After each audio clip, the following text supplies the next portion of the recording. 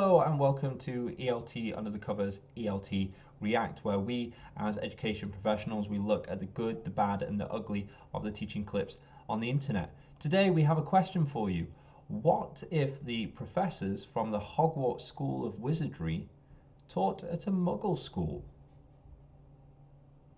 How would they teach? Would it be any good? Let's take a look at Professor Lupin. But first, introductions. I'm Neil of Team Teacher. Hello everybody, it's Professor Reach. Whoa. Intriguing, isn't it?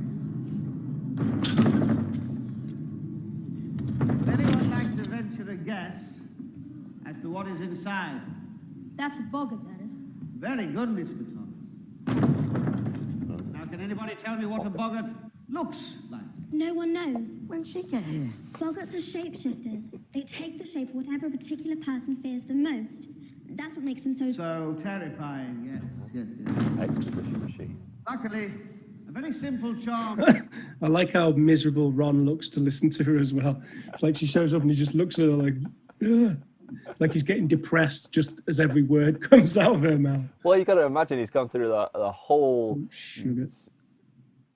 He's gone through so many school years of dealing with this. It must grate. It must grind all the time, right? Mm-hmm. All right. Exists to repel a boggart. Let's practice it now. Without wands, please. After me. Ridiculous. ridiculous. Very good. A little louder. Very clear. Listen. Ridiculous. Ridiculous. This class is ridiculous. Very good. Well, so much for the easy part. You see, the incantation alone is not enough. What really finishes a boggart is laughter. You need to force it to assume a shape you find truly amusing. Let me explain. Neville, will you join me, please? Come on, don't be shy. Come on. Come on. Hello? Student nomination. What frightens you most of all? Sorry? Professor Snape. Professor Snape. Frightens all. And I believe you live with your grandmother. Yes, but I don't want that boggart to turn into her either. No. It won't. I want you to picture her clothes, only her clothes, very clearly in your mind. She carries a red handbag. You don't need to hear. As long as you see it, we'll see it. Now, when I open that wardrobe, here's what I want you to do. Excuse me. Imagine Professor Snape in your grandmother's clothes. Can you do that? Yes. Wand at the ready. 1, 2, 3.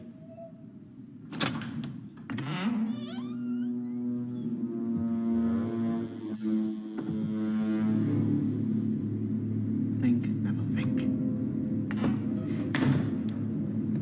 Ridiculous!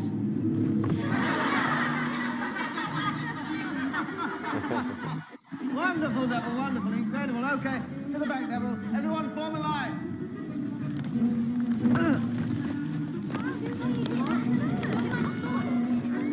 Form a line. I want everyone to picture the thing they fear the very most and turn it into something funny. Next. Ron. Concentrate. Face your fear. Be brave.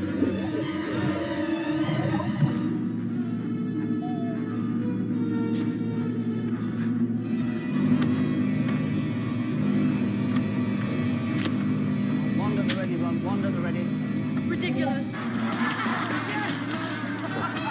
See? Very good. Very Okay. good. Marvelous. Absolutely very, very enjoyable. Fantastic. Next. Step up. Show us what you see.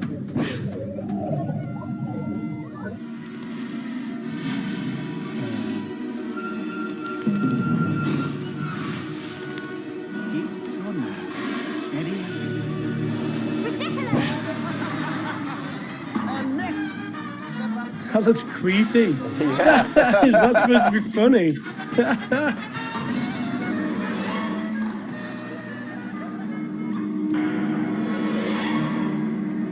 Oh, I see.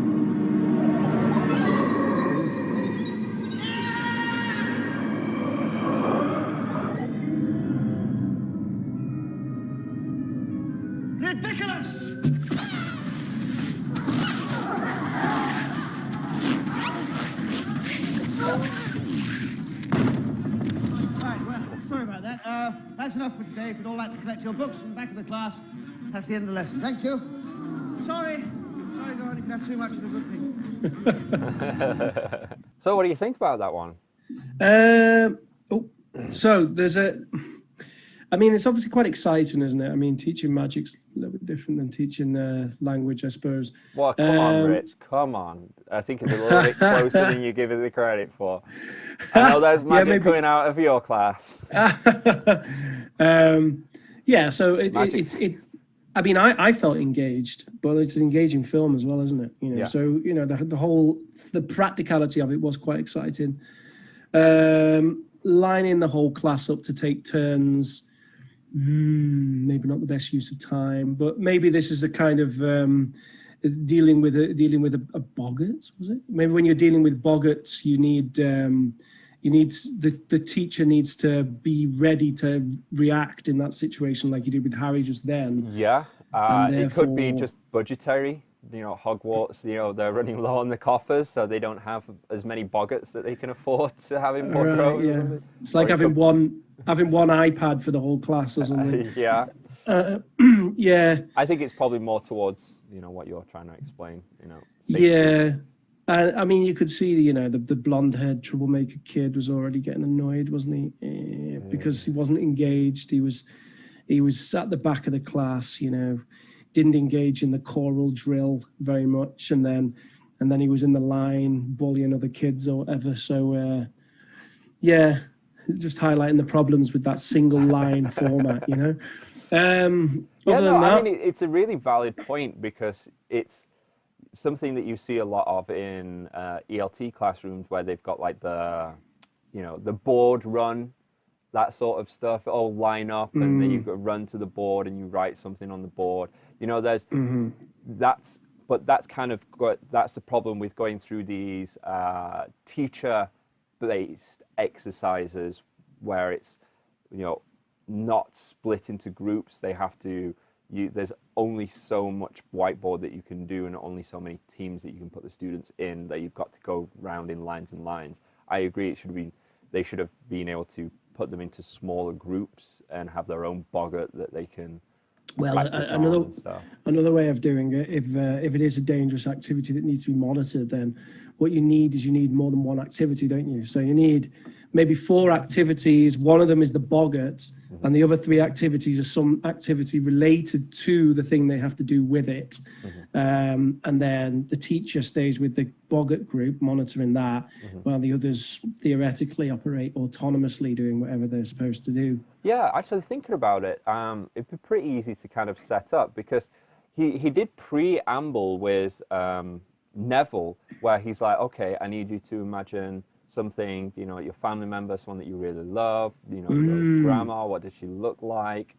You know, like this whole exercises of thinking of something that's positive, or think of something that is ridiculous, along with thinking about the thing that you're scared of. So they're not just standing straight in front of this scary monster thing. They're already prepped and ready to go when you know, setting them in groups, doing those activities, talking about getting them to discuss the most ridiculous things that they can think of, while the others actually do the boggart practice.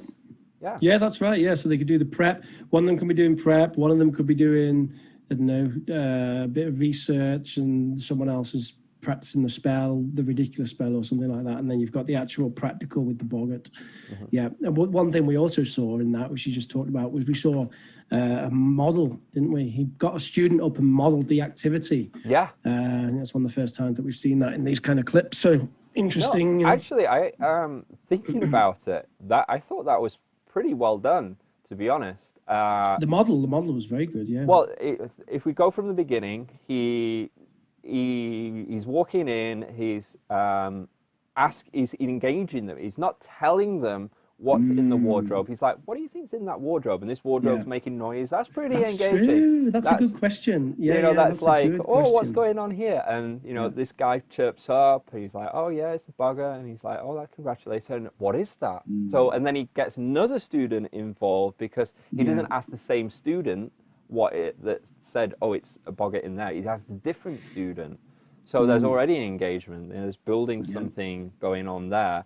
And then, you know, he talks a little bit about it, asking them, you know, what you need to do and that sort of stuff, eliciting a lot of these answers. And then also, and from a health and safety point of view,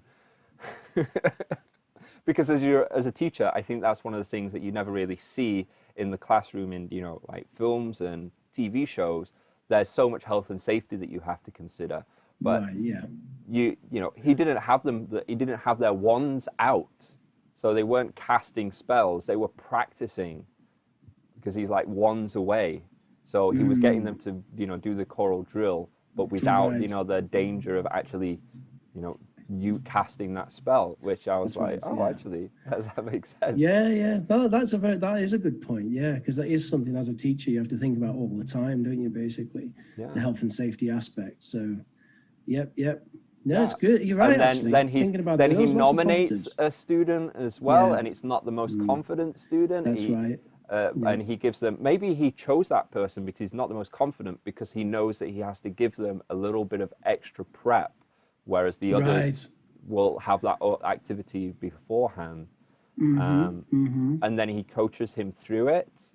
I thought he did it really well. And then, you know, going with the lineup, I think we agree that there are better ways to do it, but all the other stuff's pretty good. And he used music as well. Did he actually use the music? Yeah, he put the music on. Did you not see him put the record does he use it with a? No, I wasn't quite paying enough attention. I don't think. No, he's got one of those old music LP records. He put it in there and to add the kind of zany, ridiculous, funny. Yeah. And he's quite an engaging teacher as well, isn't he? Just naturally. I mean, he seems like someone you want to listen to, and he's being quite fun with the students, I guess. Yeah. You know, students like fun teachers, right? So. Yeah, who'd have known? Who'd have known? I thought they'd all want to Snape. Yeah. I liked when they made the note of the who are you scared of Snape, and we just watched that clip. It was pretty funny. But so far, thinking to just about all the clips that we've had, I actually really like that as teaching. You know, it's not, you know, it's all task based. I think he really nails the engagement, like you were saying, and then the model's good, you know, for the practice. So setting up the practice is good as well. So I mean, it's it seemed fun. Yeah, good fun, interesting class. How we would do that in an ELT classroom, I'm not sure.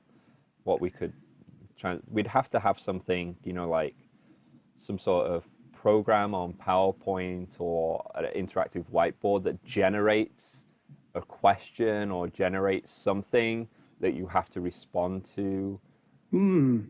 Oh, you can definitely do things like that, can't you? Yeah. I mean, you could even have it as two teams, couldn't you? 2 lines, and they come up and do something together. Yeah, just you hold up some sort of flashcard, and they have to write an adjective that describes it or something. Yeah, exactly, that kind of thing. Or you can make it communicative. Someone says something, and the other person has to say something back to counter it.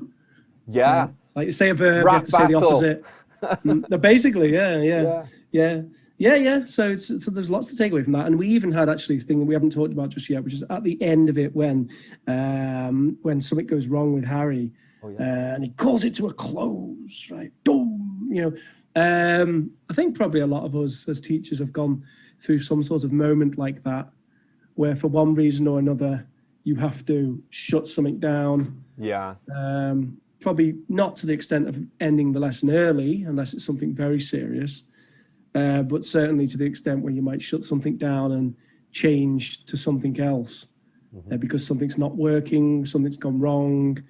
Yeah, something's suddenly got weirdly uncontrollable or controversial for some point, for some reason, which does happen sometimes. Yeah, you've always got like another backup in your back pocket though. But so it's kind of weird that he did just shut the class down just for that. Well, I guess that's to do with the severity of it that I don't know without watching the film. Yeah. But presumably the severity of that is such that he's decided to end the class. I mean, that would be the equivalent of like, someone getting physically injured, wouldn't it, or something like that. In that situation, you could potentially, or if the classroom for some reason becomes a dangerous situation, then you would immediately end the class. Those clips we've just looked at were actually part of a larger video looking at Hogwarts classroom scenes from the Harry Potter franchise. If you're looking to watch that full video, check out the link below. If you're wanting to look at more professors or more scenes from the Hogwarts school and Harry Potter series, please leave the comments below. Otherwise, thank you for watching. If you're looking for more information from myself, you can go to teamteacherchina.com.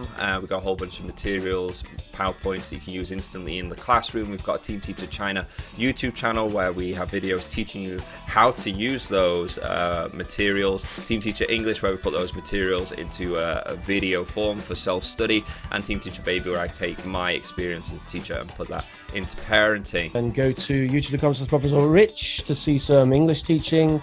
You can catch me weekly live streams on Oxford Online English YouTube channel.